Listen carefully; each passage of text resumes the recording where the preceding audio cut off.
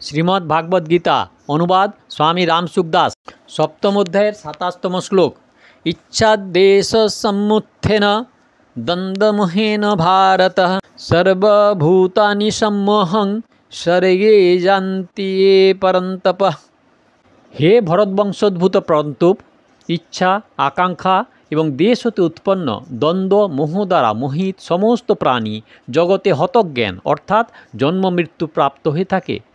ব্যাখ্যা: ইচ্ছা এবং দ্বেষ থেকে দ্বন্দ্ব মোহ উৎপন্ন হয়, যাতে মোহিত হয়ে প্রাণীগণ ভগবানের বিমুখ হয়ে যায় আর তার ফলে বারংবার জন্ম নিতে হয়।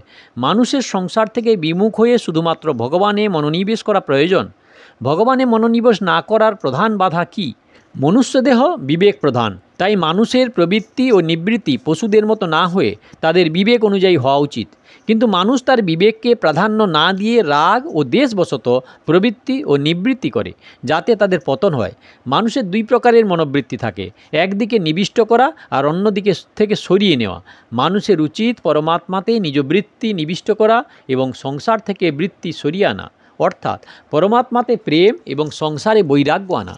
কিন্তু মানুষ যখন এই দুটি বৃত্তি সংসারের দিকে লাগায়, তখন সেই প্রেম ও বৈরাগ্য ক্রমশ রাগ দেশের রূপ ধারণ করে, যার ফলে মানুষ সংসারে আবদ্ধ হয় এবং সর্বতোভাবে ভগবানে বিমুখ হয়ে পড়ে। তখন আর ভগবানে মন দেওয়ার সময় পায় না। তখন কখনো কখনো সে সৎসঙ্গে বচন শোনে, শাস্ত্র পাঠ করে, ভালো কথার আলোচনা করে, মনে ভালো ভালো চিন্তা উদয় হয় এবং সেইগুলি ঠিকমতো বুঝতেও পারে। তা সত্ত্বেও মনে আকাঙ্ক্ষা থাকায় তার গভীর বিশ্বাস থাকে যে আমাকে সাংসারিক আনুকূল্য প্রাপ্ত করতে হবে এবং প্রতিকূলতা দূর করতে হবে, এটি আমার প্রধান কাজ, এছাড়া আমার জীবন নির্বাহ হবে না।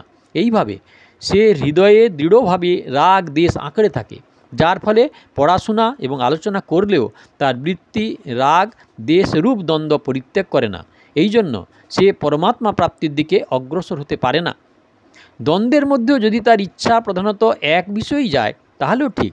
যেমন ভক্ত বিল্বমঙ্গলের বৃত্তি বারবনিতা চিন্তামণিতেই আকৃষ্ট হয়েছিল। এতে তার চিন্তা সংসার থেকে সরে গিয়েছিল। যখন সেই বারবনিতা তাকে ভর্ৎসনা করে বললেন যে তুমি এই হাড় মাংসের দেহে যেমন আকৃষ্ট হয়েছ, এইরূপ যদি ভগবানে আকৃষ্ট হতে তবে যোগী হতে পারতে, তখন তার চিন্তা বারবনিতা থেকে ভগবানের দিকে সরে গিয়েছিল এবং তিনি উদ্ধারপ্রাপ্ত হয়েছিলেন। এইরূপ গোপিনীদের ভগবানের অনুরাগ হয়েছিল, সেই অনুরাগও কল্যাণকারী হয়েছিল। শিশুপালের ভগবানের সঙ্গে শত্রুতা বা দ্বেষ ছিল এবং শত্রুভাবেও তিনি ভগবানকে চিন্তা করায় উদ্ধারপ্রাপ্ত হয়েছিলেন। কংসের ভগবান হতে ভয় উৎপন্ন হয়েছিল এবং সেই ভীতভাবে তিনি ভগবানকে চিন্তা করায় তারও কল্যাণ হয়েছিল। তবে একথা ঠিক যে শত্রুতা এবং ভীতভাবে ভগবৎ চিন্তায় শিশুপাল এবং কংস ভক্তির আনন্দ লাভ করতে পারেননি। তাৎপর্য হল এই যে কোনো প্রকার ভগবানের প্রতি আকর্ষিত হলে মানুষ উদ্ধার লাভ করে, কিন্তু সংসারে রাগ দেশ কাম ক্রোধ ঠিক বেঠিক অনুকূল প্রতিকূল ইত্যাদি দ্বন্দ্ব থাকলে মূর্খতা বৃদ্ধি পায় এবং এতে মানুষের পতন ঘটে। অপর রীতিতে বুঝতে হবে যে সংসারের সম্বন্ধ দ্বন্দ্ব দ্বারাই দৃঢ় হয়। যখন কামনার জন্য মনোবৃত্তি প্রবাহ সংসারের দিকে যায়, তখন সাংসারিক আনুকূল্য ও প্রতিকূলতার জন্য রাগ দেশ উৎপন্ন হয়, অর্থাৎ একই জিনিস কখনো ঠিক বলে মনে হয়, কখনো বেঠিক। তাতে কখনো অনুরাগ হয়, কখনো দেশ, যার ফলে সংসারের সম্বন্ধ দৃঢ় হতে থাকে। তাই ভগবান দ্বিতীয় অধ্যায়ে নির্দ্বন্দ্ব পদ দ্বারা অন্তর্হিত হওয়ার নির্দেশ দিয়েছেন। নির্দ্বন্দ্ব ব্যক্তি সুখপূর্বক মুক্ত হন। নিন্দাহ হি মহাবাহ সুখং বন্ধাত প্রমুচ্যতে। সুখ দুঃখাদি দ্বন্দ্বরহিত হয়ে ভক্তগণ অবিনাশী পদ প্রাপ্ত হন। ভগবান দ্বন্দ্বকে মানুষের প্রধান শত্রু বলে জানিয়েছেন। যারা দ্বন্দ্বমোহ রহিত হন তারা দৃঢ়ব্রতী হয়ে ভগবানের ভজনা করে। এইভাবে গীতায় দ্বন্দ্বরহিত হওয়ার কথা অনেকবার উল্লিখিত হয়েছে। জন্ম মরণ চক্রে আবর্তিত হওয়ার কী কারণ? শাস্ত্রের দৃষ্টিতে অজ্ঞানতাই হলো জন্ম মৃত্যুর কারণ, কিন্তু সাধুগণের বাণী অনুসারে জন্ম মৃত্যুতে আবদ্ধ হওয়ার প্রধান কারণ হলো কামনাবশত প্রাপ্ত পরিস্থিতি দুরুপযোগ, ফলেচ্ছাপূর্বক শাস্ত্রবিহিত কর্ম করলে এবং প্রাপ্ত পরিস্থিতির অপব্যবহার করলে এবং ভগবত নির্দেশ বিরুদ্ধ কর্ম করলে সৎ অসৎ যোনি প্রাপ্ত হয়, অর্থাৎ দেবযোনি 84 লক্ষ যোনি এবং নরক প্রাপ্তি হয়। প্রাপ্ত পরিস্থিতির সদ্ব্যবহার করলে সম্মোহ অর্থাৎ জন্ম মৃত্যু চক্র দূর হয়। সদ্ব্যবহার কী করে হয়? আমাদের যে অবস্থা পরিস্থিতি প্রাপ্ত হয়েছে সেইগুলি অপব্যবহার না করার সিদ্ধান্ত নিতে হয়। আমি শাস্ত্র ও লোকমর্যাদার বিরুদ্ধে কাজ করব না।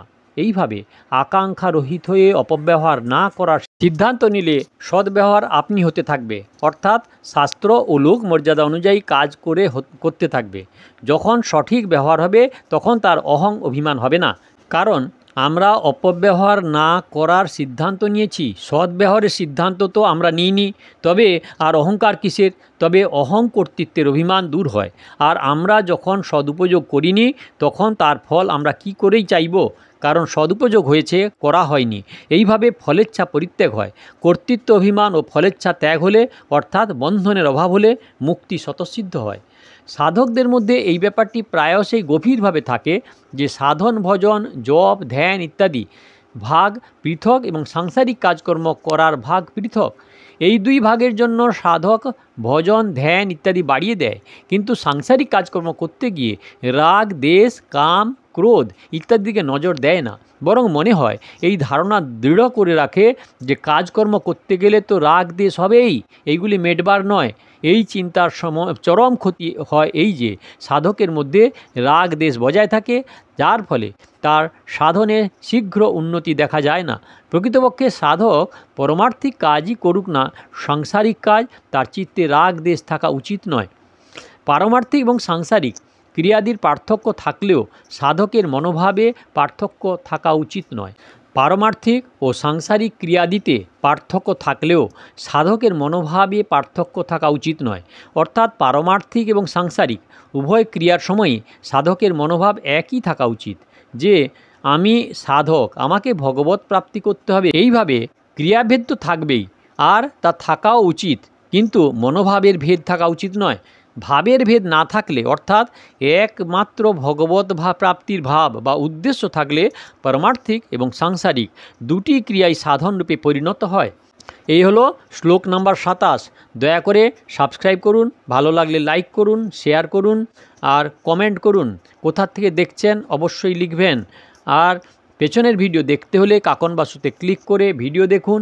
আগের ভিডিও দেখতে হলে দয়া করে অপেক্ষা করুন।